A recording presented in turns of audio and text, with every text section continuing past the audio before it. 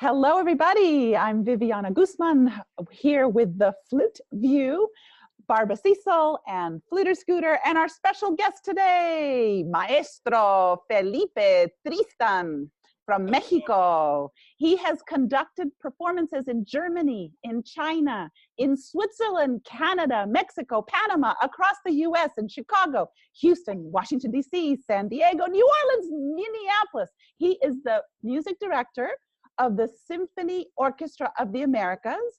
In 2015, he was appointed assistant conductor of the Brooklyn Symphony Orchestra.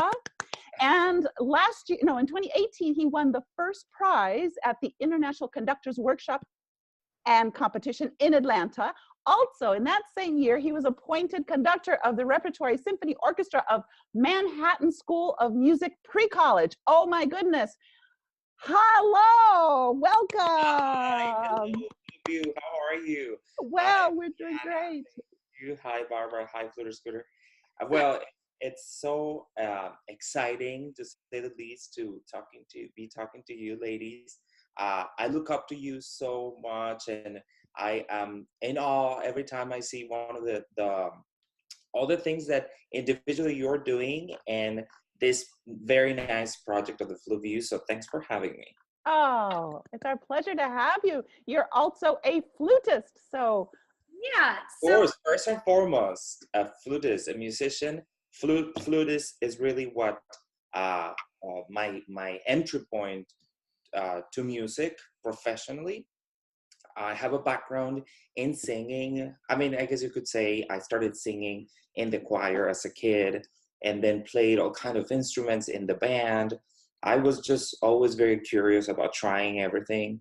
I did play a little bit of the bassoon, the French horn first, then the bassoon, clarinet, saxophone. I stayed in the saxophone, alto sax for a couple of years until I switched one more time, in my last time that I was allowed by the band director, to the flute. And so I stayed in the flute. And, it's so funny looking back, because the reason why I stayed in the flute, obviously I love the flute, but because it was so fun, the group of flute players that were the craziest, the most fun, the best parties in the practice rooms. So naturally, it speaks for itself. So yeah, and then I continued studies in flute in Mexico, in Texas, in Houston, North Carolina, and then here in New York, I came for a fellowship at Lincoln Center. Through this time, I've always looked up to conductors, and I've always been curious about conducting. And so the path kind of like went in that direction. And of course, being a flutist has informed a lot the conducting, and the other way around. So why did you get into conducting? What made you make that decision as a flutist? I want to decide to be a conductor. What was the impetus to start conducting? Yeah, that's a very, I mean, it can be I can give you a very deep answer. And I guess it's because of the music. Like I'm sure you do too, I have such appetite for music that, to me, flute is the most delicious dish in which you can taste music.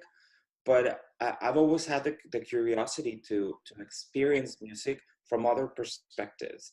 I minored in cello, and so I play some of the cello today. I probably sound horrible, but I, even sitting in the place where the cellos go, it's a weird experience. Just placement of where you are in the room is a different experience, let alone a different instrument, a different part within the music.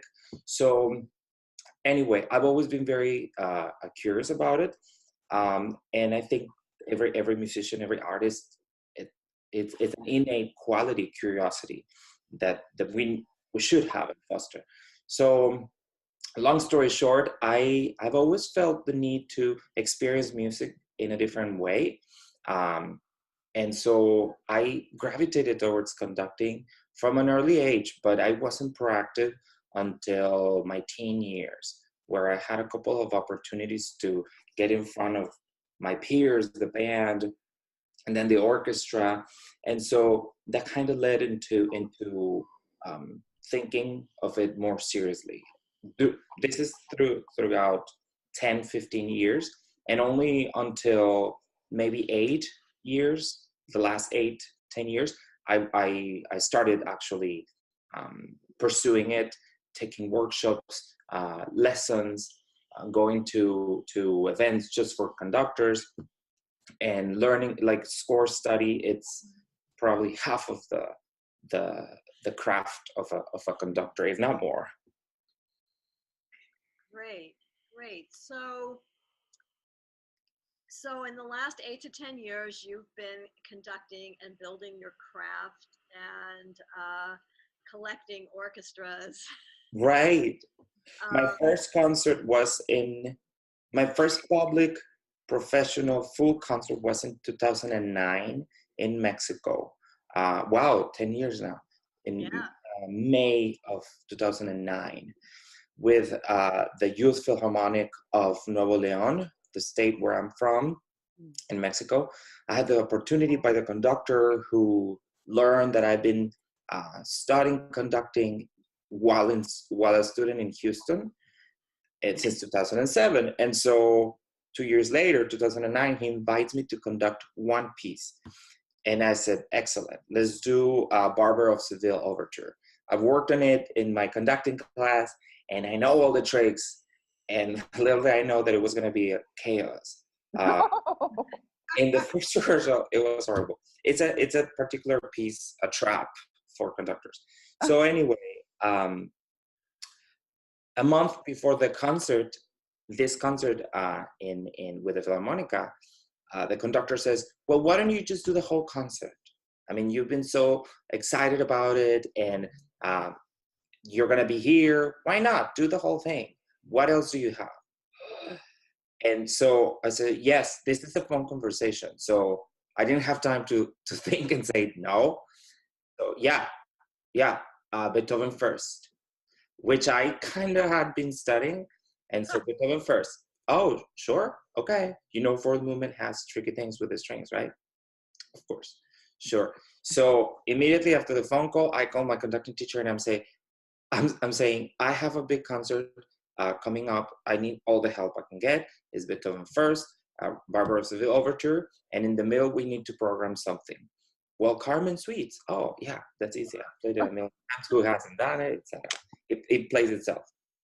So, and that was a concert, and I had a fantastic experience working with my colleagues that I grew up with, some of them, and in my hometown. My entire family was there and whatnot. And so that was kind of like the first experience in which I felt like, okay, I want to do this. I want to put more into this and see where it goes. I was about to move to North Carolina to do an artist diploma with Tadeo Coelho in flute. And so I go to North Carolina and I learned that Ransom is there. Ransom Wilson, flute player and conductor, is there. And so I start connecting with him as well. And so he becomes a kind of like a figure that inspired me into, learning. I don't need to choose one or the other. Both actually go hand in hand. And so, yeah. Wow. How do you actually balance? That was my question, was going to be, how do you balance all of these orchestras? Tell the community between balancing flute practice and studying scores and being at the rehearsals. How do you create your day, your time? Okay, so I try to have things as far in advance as possible so that I can plan a timeline. What takes the most time, I would say, all the administrative work with some of the orchestras. We need to send you a contract, it's got to be revised, all this little boring logistical thing. Actually, that's what takes time, and probably because it's uninteresting, makes me, maybe it's a personal thing that it feels like lethargic. But as far as your question, organizing, well, I try to when I'm conducting, I try to program pieces that I absolutely know, at least from the flute standpoint, that I know at least one instrument inside out. I played it, or I've studied the excerpts, or I've heard it many times, so that at least I have one focal point in the whole thing. Then I go into the score and whatnot, and I plan study sessions. So as far as the different orchestras, whether a professional, community group, or student, well, I think it depends on the level of where the orchestra is. If I'm going to program something super difficult, then I know it's going to take most of the time to study, to plan effective rehearsals. A lot of the times conductors start with a run through of everything in the first rehearsal, which is good to sort of gauge where we are, both parts, musicians and conductor. But if we already know what the difficult sections are, sometimes I choose to just go to the heart of the matter, and until the second or third rehearsal, do the run through. That's just personal choice. But as far as organizing, well, a planner is a good idea. In paper and in electronic. To be honest, and to confess, old school, but I prefer writing it. And nothing like, for me, that to write it. And the other day I was celebrating 10 years of buying the exact same planner from At a Glance. Advertisement. Forever, yeah. I have all the At a Glance. This is the previous year. I had to pull it out last night to check a date. But yeah, so planification, spend some time planning effectively, understanding that everybody's time is very valuable, and they're all on the same mission, on a shared mission, that create music at the highest level, and as good as possible, in assuming there's very little time. Wow. Wow. I recently started conducting a flute choir, my flute choir. And so I feel very inspired now to maybe jump into other arenas. But how did you even start? I mean, did you take lessons first, or did it just happen, like this concert just happened? Or was it always something, oh, I want to play these instruments and be a conductor at the same time? I mean, from the very beginning, when was the very first time Felipe thought, oh, I'd like to conduct? Yeah. I think the very first time may have been around the time when I was in the state youth orchestra, the same one I conducted later. So probably 2003, 2004, right before I graduated from that program. And I kind of thought, I mean, I don't want to put anybody on the spot, any conductor, but a lot of the times I caught myself thinking, wow, that's so ineffective. And I'm sure you've experienced that. Like, no, just please do this and we'll play together, or just get out of the way and we'll do it. Things like this. I mean, it sounds horrible, but just, sometimes you do feel like a conductor's on the way. Just like sometimes you think it's so needed. Thank you for carrying us and, helping us facilitate the music. So a few times I remember thinking like this, being just a kid, and who did I think I was? So then that kind of led into enrolling into an actual class at the music conservatory, an elective for conducting. No, pardon me, this was a mandatory class in my undergrad in Mexico. For 1 year, every instrumentalist had to take 1 year of conducting. That's great. That's great. I think it's so beneficial for everybody. Yeah. Well, I think many flutists just play their line and don't actually study the score, and it's so important. And it's something that I've always done when I was doing more orchestral music, and it's just so important to know all the harmonies. And I'm a harmony person. That's why I started doing the flute and the organ thing. I just couldn't have the one line. So yeah, I think that's something that a lot of colleges should have and offer, and even be a requirement. Yes. I agree. It's so important, and it has changed, not just because awareness of it, but because what it does to the way you approach your playing. Mm-hmm. Absolutely. In any instrument, not just the flute. You know, I always laugh at how ironic it is that we as flute players spend so much time refining our tone, embodying it and making it as rich and powerful as possible, when actually in orchestra, we most of the times, a classical period, and a lot of the literature only needs what we think is of like a not great tone, simple, it doesn't project, and doesn't have the zing, the ring, but that's what fits best and what blends better a lot of the times. And so I found myself conducting, asking flute players, no vibrato here. And then I think, wow, that must be devastating, because, you know, we work on our tones so much. So, but understanding where it comes from, why certain places, instruments have to sound a certain way. Just like, you know, violins in a section, they'll have to kind of obey the law of the concertmaster and play that way, that tone, go for that. So that kind of mentality, sometimes we lack in wind sections, for example. While everyone is a soloist, still a lot of the times we need, in chorus, for example, in blocks of chords, we forget that and we tend to play a little out. But it all goes to what Flutist Scooter is saying, that the importance of understanding vertically as opposed to horizontally, one line. So yeah, I think around that time of my life, I started being a little more aware of it, took that 1 year mandatory course in conducting. How old were you then? So from 2005 to 2006, the last year of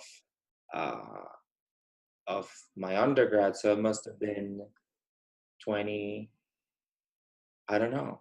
Hold on. I was born 83, so 22. 20. Yay, math. So anyway, and so after that, it opened a door, especially because I remember that the first 2 months of this 1 year class was all history of conducting.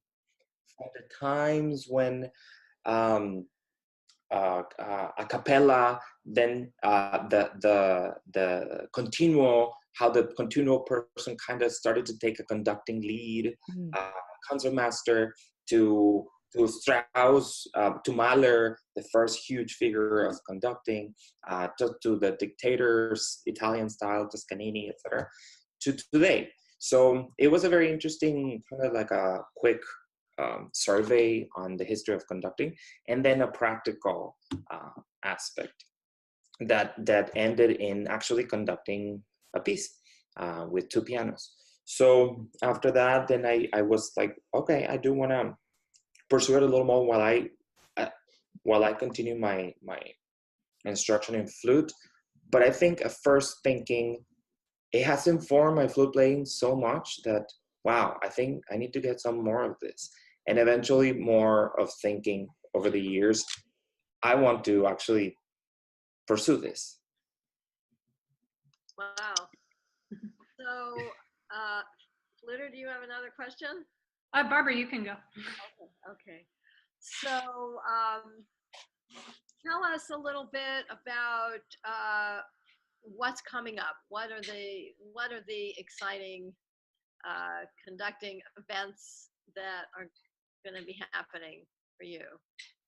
Okay, so the immediate thing is I'm assisting La Boheme in Regina Opera. Whoa. Here in New York. It's such a huge score. It is. We all know the tunes, and so that it's it's kind of a good and a bad thing.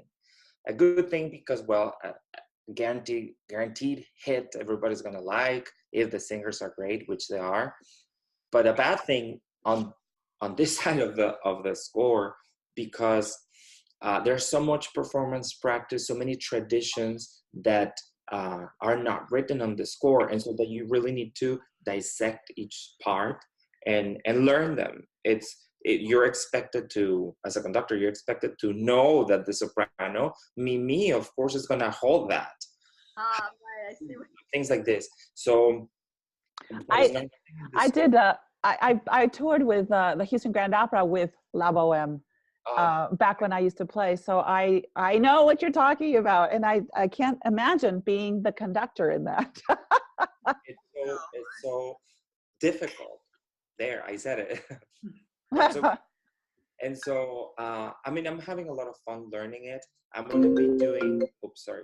I'm going to be doing a cover performance with a cover cast. We have 3 casts, 2 professional casts and 1 cover cast, which is equally talented singers, but they're the cover cast.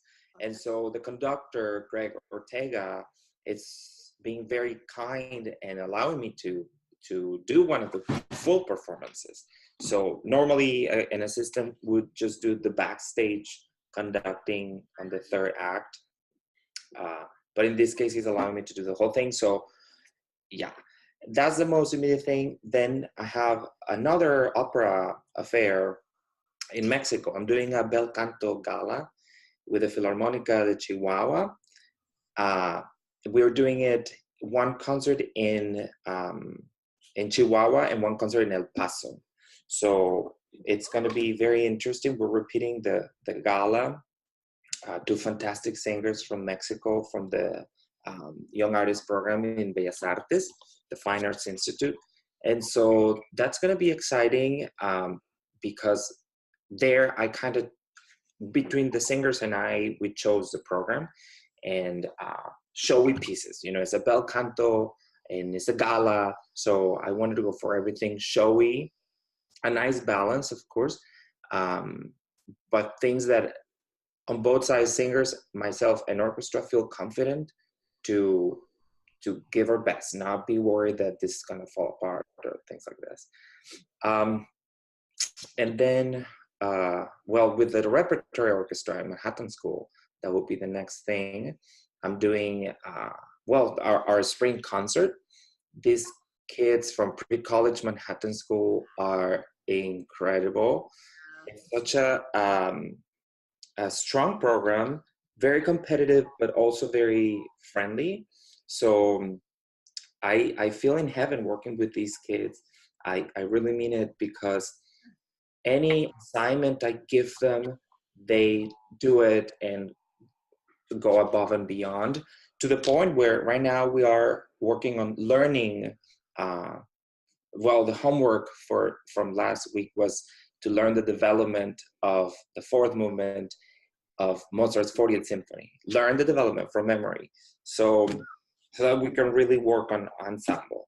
So that's, you know, they're students, and so my role there is of an educator.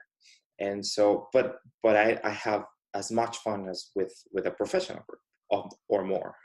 Wow. Yeah, there's nothing like the enthusiasm of a student, and the level, like in the Olympics, it just keeps getting better and better and better. Yeah, I cannot believe. I just experienced that with the Young Musicians contest with the New York Flute Club, and some of them were woo-hoo, you know. Exactly. Oh, whoops, close the door. Yeah, some of these students are, well, prodigies, we could say. I have 1 cello student that in the cello section, that he's 10 years old. He was mentored by Yo-Yo Ma at some point earlier in his life, and he's just 10. Earlier in his life, okay. and he was on NPR. They did an article on him and his family. So these kind of stories are common in this type of programs. So it is a big responsibility. I don't take anything for granted. And every rehearsal we have, I try to instill something in them that not just goes to create the best performance for that one concert, but rather that will go beyond them. Something that, just like I was inspired by many conductors, musicians, colleagues, something that will stay with them, that will make them more curious, and that ultimately, hopefully, will translate into creating better persons, better citizens. It sounds so way out there, but it is one of my goals. Well, what do you have as advice for young flutists out there? Or name, if we can maybe collectively name all the flutist conductors out there, because I can think of Carrie Lynn Wilson was somebody who I was at Juilliard with, and Ransom Wilson was, of course. Oh, and Peter Lucas Graf is an amazing conductor. And the other guy, the French guy. Philippe Bernard as well. Really wonderful. Well, Wissam Bustani is just starting to conduct. And wow. Scooter, hello, she's in front of us. No. Well, What's that? Flutists / conductors. I'm doing a new venture, and Felipe will talk. I'm doing conducting baton bags. Ah. Yes. No idea. I want one in every color. It reminded me of that. Thank you. Fun. Thank you. Actually, that's such a brilliant idea. Just like the flute bags came a few years ago, it was such a brilliant idea and a need for it, because I see some conductors, and this is another interesting thing I like to talk about, the difference between community in the flute community, the sense of community, versus in conducting. In conducting, there's virtually none. And so I wish we could bring some of these sense of friendship and unity in the flute world to conducting. Well, that would be, because you come from the flute world, something that you can bring in. I love to be ambassador of friendship and community. Oh. I think that's great. It's really important. So you didn't tell us anything about flute things that you're about to do.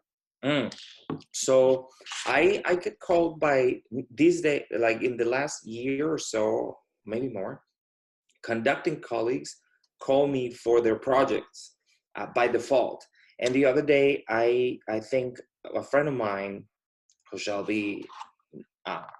remain anonymous called.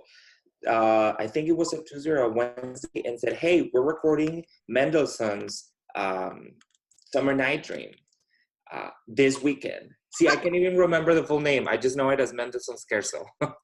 So we're doing Mendelssohn's Summer Night Dream this weekend. I said, Jesus, I'm sorry. I don't think I can pull it off for this weekend for a recording. If it was a performance, fine, I'll just breathe everywhere. But no, for recording, no, because it's video recording. So and he was like, "Oh, come on, you can do it all." I can't. So that was kind of a reality check. So that's a gig that I turned down, unfortunately. But other things that immediate performing thing, the nearest is a recital I'm going to Mexico for an opera in Morelia. I'm music director of an international summer opera festival. And so because they knew nothing about my flute playing last year when I was there, I promised them a flute recital this year. So we're doing a combination of American and Mexican pieces and a premiere by a local composer from Morelia, Mexico.